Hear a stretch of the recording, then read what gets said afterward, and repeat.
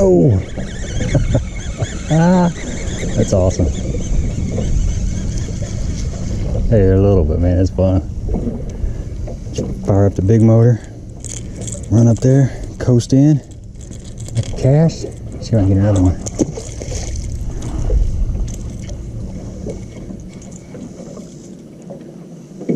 They just don't stay up very long. Oh, there they are.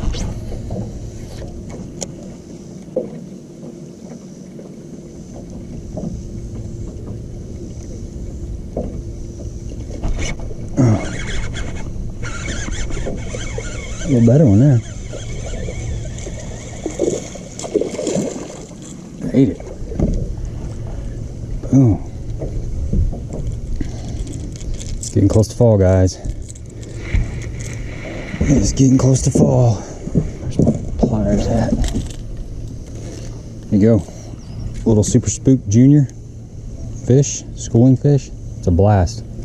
Never gets old. They come up, you get about 15 seconds and they go back down. It's all over. As summer works its way into fall, you'll start to notice a lot more schooling activity from the bass. It really starts after the post spawn and starts getting more and more prevalent.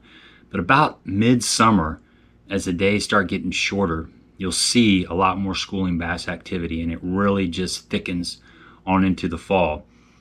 The shad are on the move. There's a lot of young of the year shad, and the bass seem to know the migration of the shad. Places to look: mouths of coves, any kind of pinch points, flats, just areas where the fish, the bass, can pin the shad up and just work them over. Another thing that I think adds to this is the thermocline, which typically sets up about midsummer. So think of the thermocline as the bottom of the lake. The thermocline is a thin band of water. Anything below the thermocline doesn't have enough dissolved oxygen to support aquatic life, so you will not see any fish below that. The fish that are out deep and relating to the thermocline like to be right above it. It's the coolest water, and it's also typically the most oxygen rich water. So that creates a bottom of the lake. Let's say you've got 60 feet of water, but your thermocline is set up in 15 feet. Anything below 15 feet, you don't need to fish that. So not only does that lessen the acreage of fishable water in the lake, it creates an edge for the bass. And that's what they do. They know the shad can't go below that, so they'll cruise that thermocline and they'll push the shad up towards the top. So here's what's going on, guys. You see that bait ball? You can see these bass just trailing underneath. They're pushing them up. See how they're pushing them up? There's a little bow right there. They're pushing them up to the top. You're just kind of waiting on that to happen.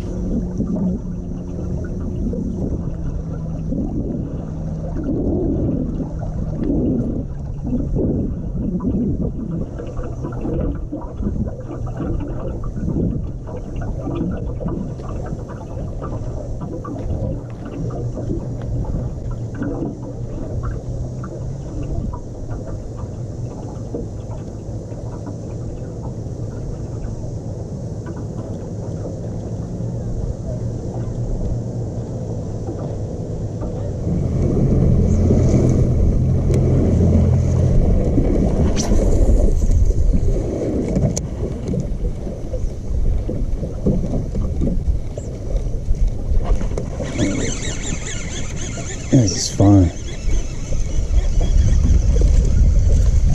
These little schoolers. There's actually some bigger fish down there. There's some big fish out there.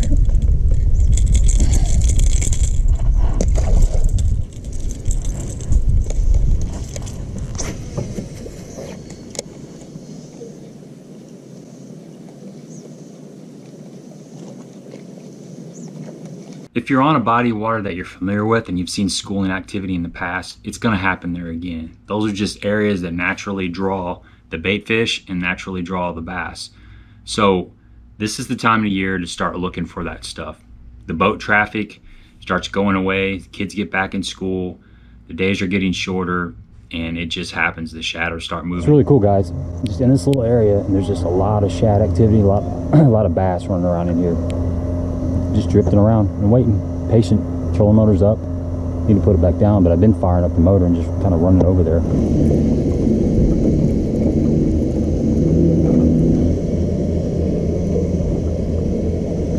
The good thing about a lake that gets a lot of boat traffic is you can just fire up your big motor and get on it and get over there and shut her down, jump up on the front deck, still catch them because they're used to all the boat traffic. Doesn't freak them out. I mean, look at that. Bait bass.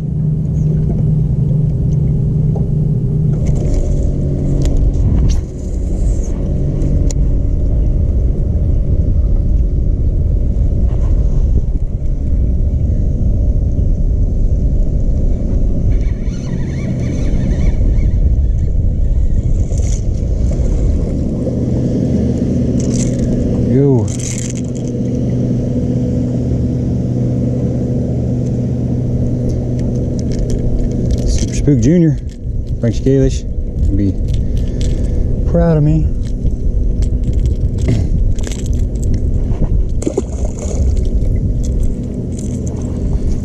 Oh my God, they're everywhere. So you've got different size shad. A lot of the shad that are going to be getting hammered out there in those schools are young of the year. You'll find a lot of those really small shad. They're moving around, you know, they've grown up enough to get away from the grass and the docks and the brush, and they're out roaming. They, you know, shad are typically pelagic, I think they call that, but they roam around, right? They like to be in open water and move around. So these young of the year shad, they start that natural thing that draws them out to the open water, and the bass pick up on that. When this starts happening, you can throw a lot of stuff. Some of the baits that I really lean on a lot, Sexy Dog. And there's a couple colors, okay?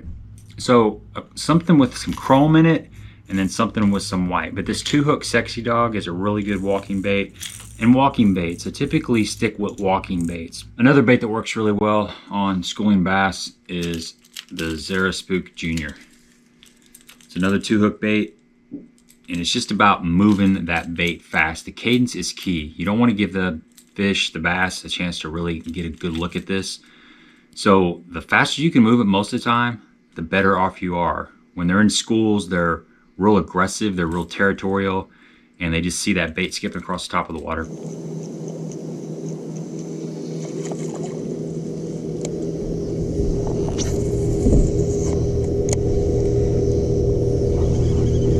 There they are. There they are.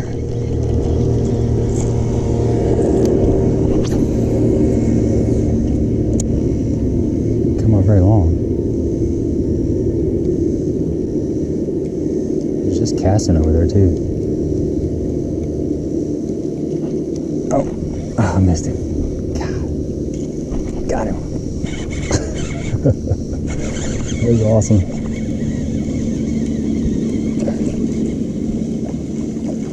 Chunky little fish, man.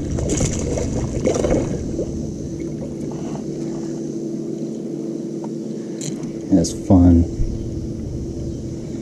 Get out there and do it again. Never gets old. Never gets old. Alright, let's talk about this real quick. So all I'm throwing is a Super Spook Jr. I've got 30-pound braid. I like a snap. Gives it more action. I can change colors. This is, I want to say this is like Sexy Shad or something. It's got green on the back, chartreuse on the sides, white belly. I think the white belly is the key. It's got a 7-foot medium heavy rod. This is an old Extreme Bass Pro Shops rod. And I got a 7-to-1 gear ratio loose tournament MG. So the whole deal is you're just in this little area where there's a lot of bait roaming around. And you've got deep water all around here, but you've got a lot of flats and grass, just kind of grass scattered up through here. And you just get in this area and you just kind of drift around. And once they come up, you got about 15 seconds to get over there and make some casts. You'll catch 1 or 2 probably. It happens fast. They don't stay up. And I can't get them to hit an underspin. I mean, they'll hit it, but they won't grab it. They won't stay hooked up. So we're just drifting around. It's something that goes on in the summertime and on into the fall. It just lets me know that fall's getting closer. braid, man. Braid is key. 30-pound braid, 40-pound braid, something in that range. A 7-foot medium heavy rod. Just a good topwater rod. You need braid because you're making really long casts. A lot of times these fish seem to blow up as far away from the boat as they possibly can. I mean, a lot of times you're literally making 50-yard cast. So you need a no stretch line. So when they hit at the end of that cast, you can get that hook in them, drive them home, and I just start reeling. Once you get that hook in them, just keep them coming. Don't let them jump any more than they have to. 7-to-1 gear ratio reel is key to keep those fish moving towards the boat. As that bite moves on into the fall, more and more people are gonna stumble upon it, and the fish are gonna get pressured. They're gonna be harder to catch. Something you can do to get a few more bites if they're not reacting to this stuff is maybe going with something that's clear. Something they really can't get a good look at. You can put a feather on there.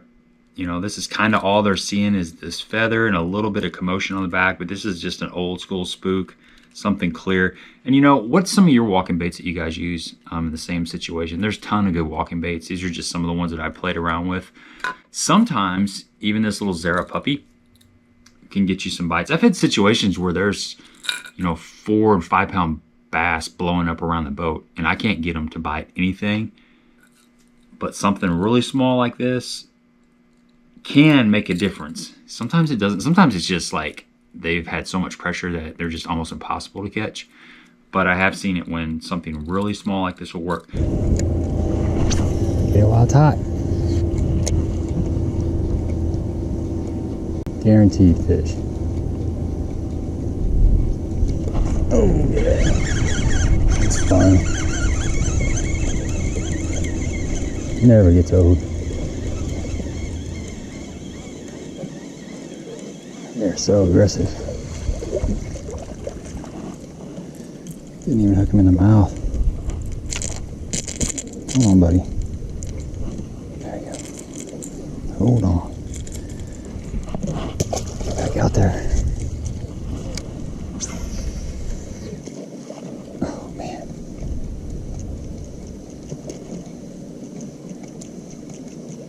Keep going. It's done. They're down. It don't last long. It does not last long at all. After those fish blow up and they go back down, there's still a couple ways that you can get some bites sometimes. You just have to try it. But like a small swim bait or an underspin or even a swim jig will get you some bites. And it's usually like you got 30 seconds after they go down, because I think what's going on is the schools come up through those shad, they busted them up, and there's some wounded shad that are dying and they're just subsurface kind of milling around, and there'll still be some feeding going on below the surface. Even though you can't see it, it's still going on.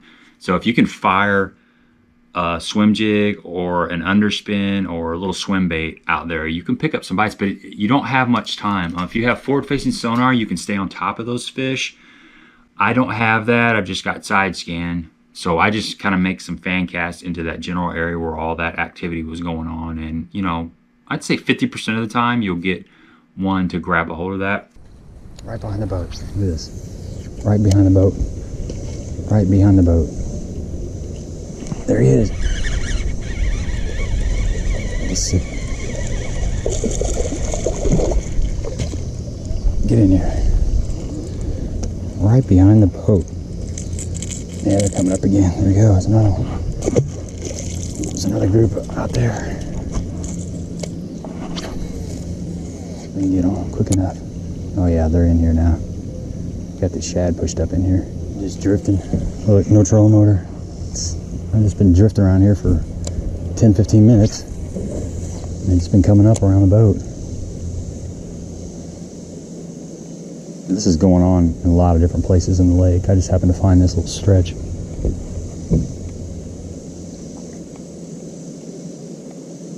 You know, and as the year wears on, as it goes from summer into fall, these fish will start getting bigger.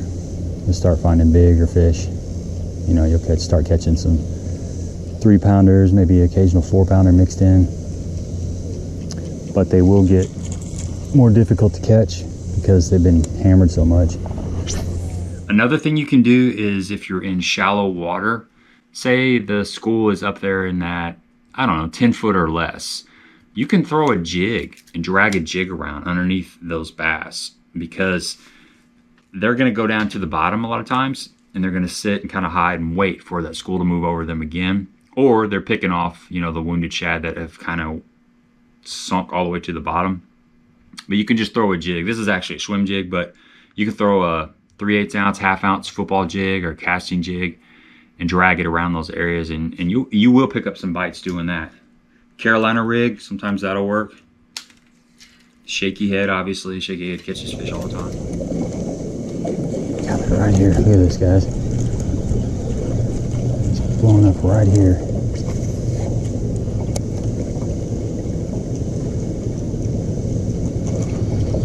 There.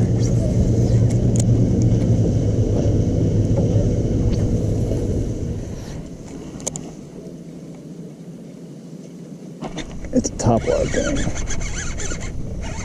That's all it is.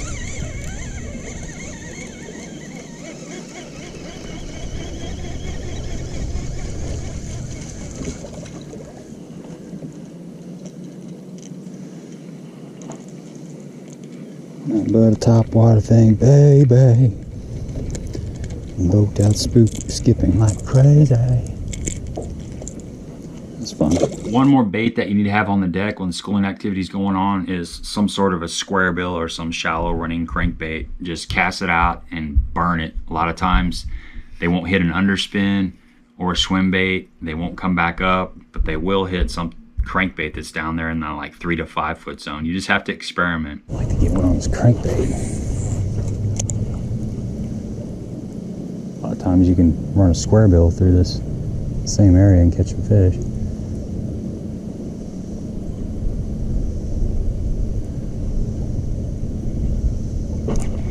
Oh, had one. Had one swipe at it right at the boat.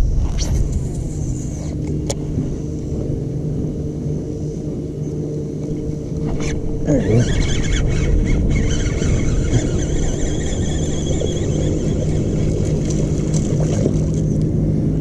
It's fun. Ain't big, but I'm blasting this thing.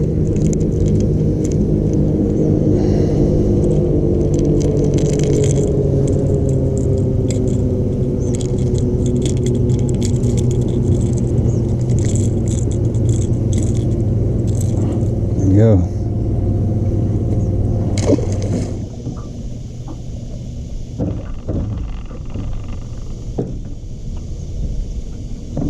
That's gonna wrap it up, folks. Thanks for coming along. Please give me a thumbs up if you appreciate the content. Like and subscribe to the channel. Until next time, you know, that topwater flurry was awesome. It only lasted for about 45 minutes and then it was over. But you can look for that this time of year because it does happen pretty consistently, and it just keeps getting better and better as the water starts to cool down. You know, 86-degree water temps today. When that water gets in the 70s, it really starts happening. So look for that on your local lake. Until next time.